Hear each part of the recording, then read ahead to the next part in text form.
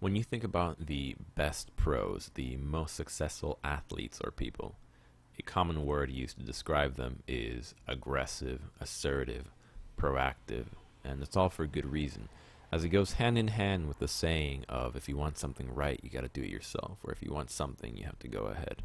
You gotta do it yourself. Lucky for us, League of Legends is a perfect example for us to truly understand why this is an idea that is so important, not just to the game, but to everyday aspects of life. When we play League, there's two basic ways of playing. You can play reactive or proactive. And the key thing about reactive play is that there are two factors involved.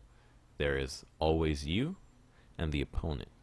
But only you are constant. In every single game that you play, there's only very few constants, and one of them is you. And when you play reactive, every single time, every game, you find yourself having to adapt, having to use time to understand the circumstances, to read your opponent, to see what they're trying to do, and play accordingly. And because there's so many different, infinite variables in League, it's nearly impossible, and it is impossible, for games to be identical. Therefore, you're never truly mastering something, as you're always trying to learn something new, and you find yourself stagnating. And that's why there's so many of these players that play thousands upon thousands of games, and they never truly improve. They simply stay at one level, because if you're constantly reacting and focusing on the same minor things all the time and never trying, you're never going to learn. Whereas playing aggressive or proactive comes with a plethora of perks. The first one being that you are the only constant in it. You, objectives, and minions are truly the only constants in the game. Every single game that you are in has all of those variables.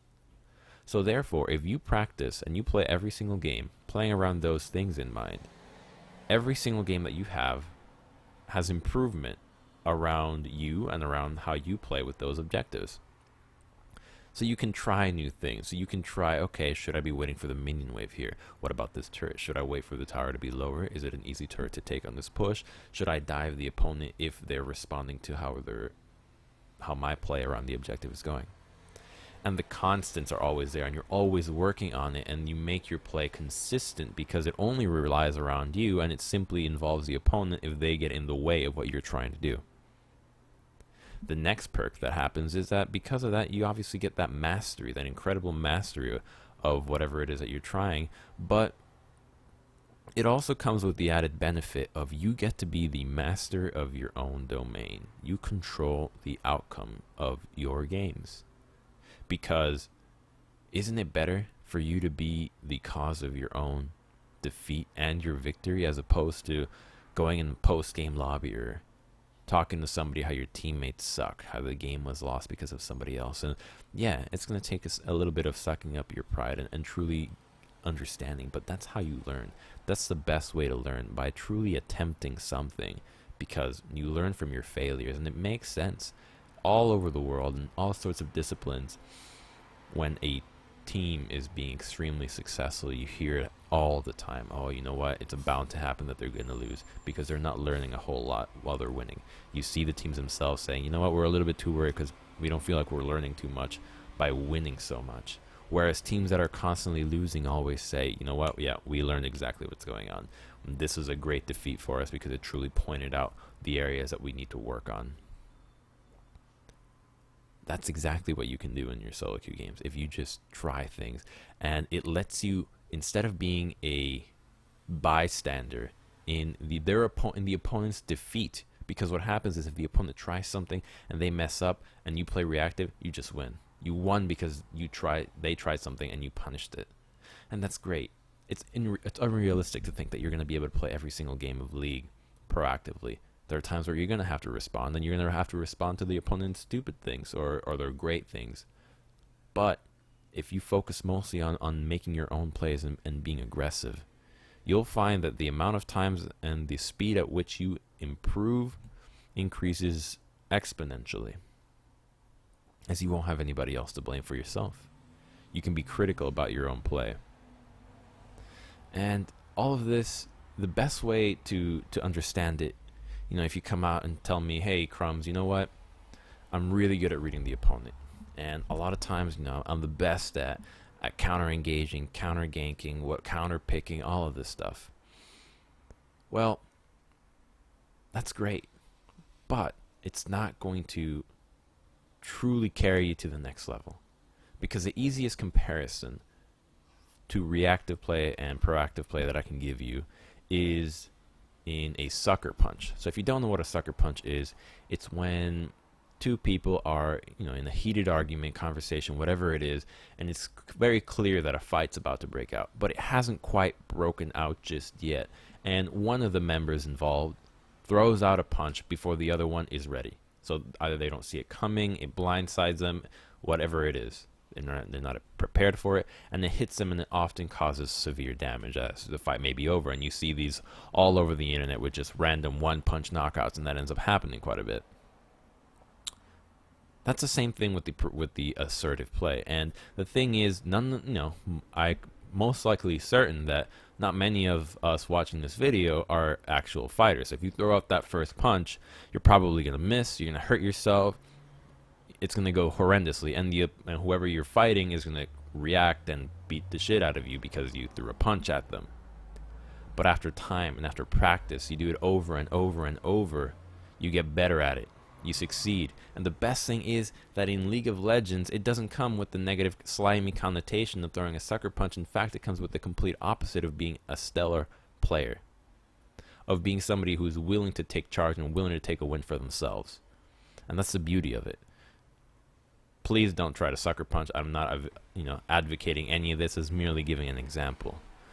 The other day, I was playing a game of League, and I picked jungle and mid, and I played jungle mid lane Diana. I got stuck with mid lane, so I played Diana, and I'm not a mid laner, so I lost. I lost lane, and only one lane was winning. The game looked to be over, as our team composition was much worse. All it took for the opponent was just a group as 5, and there's nothing we could do. But instead of rolling over, instead of just losing and say trying to team fight and be reactive and say, hey, when they group up, maybe we can sneak a Baron, maybe we can do that, I chose take another path. I found a lane that had 2 turrets, so I went bottom, and it took me about 10 minutes of staying bottom and going back and forth to bot lane, and I got 2 turrets. I got both of the turrets just by pushing. Then I went top. It's the next lane that had 2 turrets up. So I went top, and it took me again another 10 minutes. Just back and forth, pushing, got the turrets. And then I convinced my team that the most important thing that we needed to do next was to break mid turret. And finally, we won something or found a way to out-rotate them, and we took the tier 2 middle. And now the enemy's stuck at their base. And of course, our team composition is terrible at sieging. It has absolutely no benefits to it, except that we can push fast, and as Diana, you can backdoor rather quickly. So I tell my team I actually didn't even tell them anything. This wasn't even the part where I told them anything. I just found my way to the bottom lane and just kept pushing over and over and over until eventually the base cracked. I cracked the inhibitor base, the inhibitor turret, and one of my teammates reacted and was able to come down and help me out, and we killed somebody, and we were able to get not only an inhibitor, but we were basically taking down Nexus turrets. And we took down 2 Nexus turrets and tried to end the game right there, but we couldn't. And the inhibitors came back up, and we could never push. And then it came a matter of, we can't win this 5. The game's already late enough that all they need to do is group. We have no chance. But instead of trying to take a team fight and miraculously win that way, the answer was no. I'm going to try and win through other methods, through my own doing. And I tell my team, listen, you need to get wards to backdoor. They try to get wards, and their wards are absolute dog shit. We can't win because the wards were terrible. So I say, I have to get the wards myself. So I go in there and find a way to get the wards inside the base, and somehow the enemy doesn't see them. And with those wards, a couple of minutes later, we TP to them and we win the game. And yes, if the enemy team was better, we would not have won. But the whole point of it is to try. The whole point of it is to understand that because you're being assertive, you're learning something, and I can look back on the game and think to myself, how should I have pushed better? How should I have warded better? Should I have played something differently? Or even we can boil it down even further and think, what champion could I have picked to not be in this situation in the first place? But no matter what, it was a massive learning experience. Whereas if I had just stuck and said to myself, oh, I'm just trying to react and play the 5v5, do what they're trying to do, and we lose the fights horrendously, I would have just stopped the learning at, maybe I shouldn't have picked Diana. But whereas by trying all these situations, I can think at every single one of them, okay, how should I play this fight, this rotation, all of these things. And it expands the amount of times that you learn. And there's so many influential and monumental athletes that have quotes and sayings and philosophies on this exact same mindset that it just speaks volumes as to how important it is. If you don't know who Babe Ruth is, one of the most successful and influential baseball players of all time, he struck out over 1,300 times, 1,300 times. And his saying was, every strike brings me closer to the next home run. You gotta keep, every time that he tried, he was learning something. He was understanding and improving, by a fraction of a margin, just so that it could be a little bit better every time. Michael Jordan, arguably the most, the best athlete of all time. I mean, he didn't even, for such a motivated person, he didn't even win anything he didn't win the championship for 6 years, I think. And of course it would have taken a toll on him. And he has a good quote where he says, I missed more than 9,000 shots in my career. 26 times I was trusted to take the game-winning shot and failed and missed. I failed over and over and over again in my life, and that is why I succeed.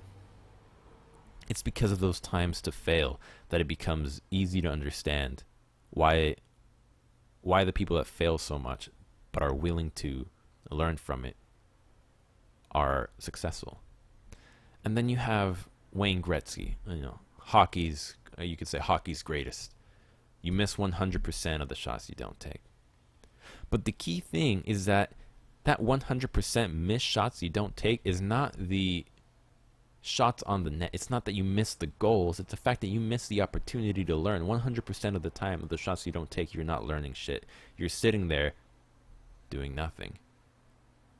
And you might come out and tell me, hey, Crumbz, I'm kind of afraid of failure. I don't want to really do this. I can't really force myself to get into this situation. And it's understandable.